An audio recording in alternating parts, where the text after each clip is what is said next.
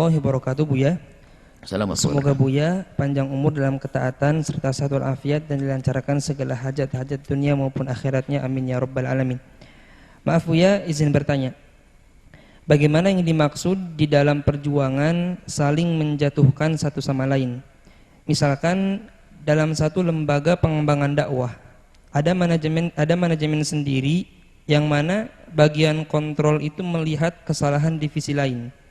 Jika beliau langsung melaporkan ke atasan kita tanpa beliau negur yang bersangkutan, apakah ini perjuangan yang saling menjatuhkan, Buya? Apakah ini dalam perjuangan tidak ada cinta?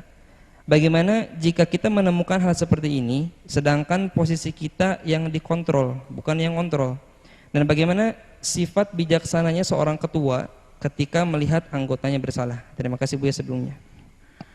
Pertama adalah menjatuhkan itu adalah karena niat jelek. Ada ngiri dalam hatinya menjatuhkan orang, nggak boleh, itu dosa. Tapi kalau mengingatkan babnya beda. Jangan dianggap menjatuhkan. Kamu menjatuhkan saya, oh bukan, mengingatkan kamu salah, biar kinerjamu semakin benar, maka diingatkan. Ini biasanya orang gampang merasa menjatuhkan, karena apa? Dia pemalas dia. Jadi ditegur katanya menjatuhkan, ini dilaporkan katanya menjatuhkan. Lah diingatkan nggak sadar-sadar. Disindir nggak sadar. Tolong ini ya di sini ya, nggak ada lagi besok. Nah ini bilang menjatuhkan ya, nggak ada pekan. Bagaimana saya sebagai orang yang dikontrol, apa yang harus saya lakukan di saat diperlakukan semacam itu? Ya bersyukur, diingatkan kok. Dilaporkan berarti kan saya mau dibenahi.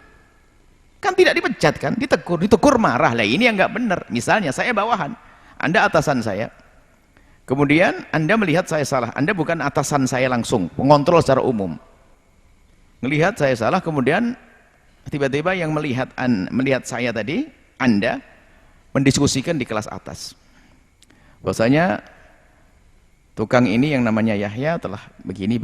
Oh ya sudah. Ya tidak menjatuhkan wong. Memang saya melakukan kesalahan kok. Dibahas lalu diingatkan ya wajar. Kok marah? Salah kok marah. Kalau nggak mau dimarahi ya jangan salah. Waspada. Jangan gampang tersinggung. Wah ini menjatuhkan dan sebagainya. Hati kita yang kotor kalau gampang merasa dijatuhkan. Nggak ada saling. Insya Allah bukan saling menjatuhkan, saling mengingatkan. Cuman kadang mungkin sebuah divisi itu kepalanya itu ngantuan, jadi nggak pernah ada laporan. Laporan nggak pernah nyampe. Sementara di pengontrol ini punya kewajiban yang menyempurnakan. Kita kan saling tolong menolong. Biarpun saya definisi kebersihan, ternyata ada divisi kebersihan, kemudian ada divisi lain kotor. Saya ingin menyampaikan, oh saya melihat kok bangunan ini kok nggak benar. Saya nyampaikan ke atasan. Ya wajar, biar nanti Pak saya melacak ke bawah. Kita nyari kepala divisi yang nggak pernah ada dia. Gimana menyelesaikan bangunan berantakan nanti misalnya? Jangan gampang tersinggung, dikit-dikit mau menjatuhkan dan sebagainya. Menjatuhkan siapa kamu dijatuhkan? Ini biasanya orang ini sudah di bawah dijatuhkan kemana lagi? Hatinya kotor kok misalnya. Tapi di sisi lain, tolonglah siapapun yang melihat bawahannya melakukan kesalahan, jangan dengan kebencian. Kalau pengen lapor, ingin membangunnya, itu dua-duanya harus dididik dong.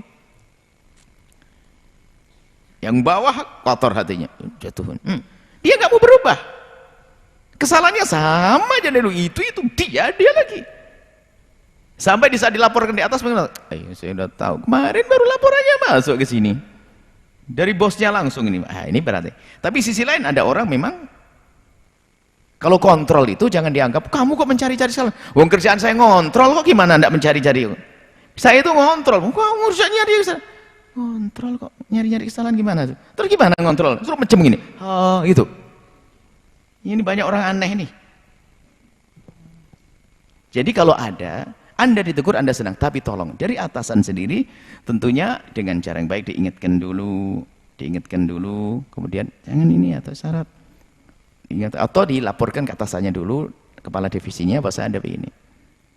Cuman kadang dia itu karena saking semangatnya kepala divisinya tidur, nggak nyambung, akhirnya pas rapat mungkin di kelas atasnya lagi nyampe belum lah, ini jadi masalah kepala divisi begini. Misalnya ini kalau ada di sini misalnya, atau di tempat lain sama juga ini. Jangan gampang tersinggung begitu. Itu jelek hati yang kotor, ditegur tersinggung. Kotornya nyari-nyari kesalahan. Pengontrol itu di mana-mana adalah melihat kekurangan untuk diapain? Dibenahi. Oh kekurangan. Wah kamu nyari-nyari. Kelihatan ini. Kamu nyari salah-salah. Ente kelihatan ngorok begitu seharusnya berjuang. Nah ini tidak usah marah-marah deh. Ketahui kemudian kami sampaikan. Kalau anda berjuang di tempat apapun selagi itu adalah atas nama Nabi Muhammad untuk Allah dan Rasulnya. Kalau anda tidak tulus akan rugi dan rugi dan rugi. Kalau teguran itu wajar. Nabi mengatur barisan perang menyodok perutnya anak orang karena disuruh baris perutnya maju. Sodok apa? Wajar. Nggak usah ribut. Dibenahi kok marah, itu aneh sekali. Mestinya bersyukur. Ya akhi, syukran, makasih. Biar si halal saya halal, berkah, agar saya dapat pahala besar. Iya memang saya selama ini ngantuan. Kalau enggak kamu ingatkan saya tetap ngantuan, enggak berjuang. Ya seneng dong. Bilang mau menjatuhkan, mencari-cari kesalahan. Dia ngiri sama saya. Siapa kamu diiri itu? Wong modelnya jelek begitu, ngapain ngiri-ngiri? Kan gitu loh. Maksudnya kalau ada, maksudnya jangan sampai menjadi orang jelek semacam itu, hati kotor. Di saat jadi atasan juga jangan tidak punya kasih sayang. Harus dinasihati semuanya. Layaknya sebagai atasan ngayomi. Ini semuanya bijak dong, yang bawahan ngerti. Siapa yang paling mulia di antara kita? Yang paling tulus. Maka kami selalu ingatkan di sebuah lembaga kebaikan, lembaga perjuangan dan dakwah itu semuanya itu mulia. Tukang sapunya mulia. Belum tentu dia kalah dengan ustadznya sekalipun. Ustadznya niatnya nggak benar, rendah. Tukang sapu, tukang masak, tukang bersih-bersih, ini semuanya ada. Dan hendaknya kita jangan merendahkan siapapun. Biarpun dia tanya, saya ingat sebuah kisah, ada seorang tua, seorang anak berkata, Abah, abah, abah. Kenapa nak? Ada tukang sampah, bah. Kau yang tukang sampah, dia yang membersihkan. Ngerti enggak kau? Betul enggak? Kau yang tukang sampah, suka buang-buang sampah, dia yang membersihkan sampah. Jangan gini-gini. Harusnya kadang kita gampang merendahkan siapapun. Semoga Allah mengampuni kita semuanya. Allah alam besar.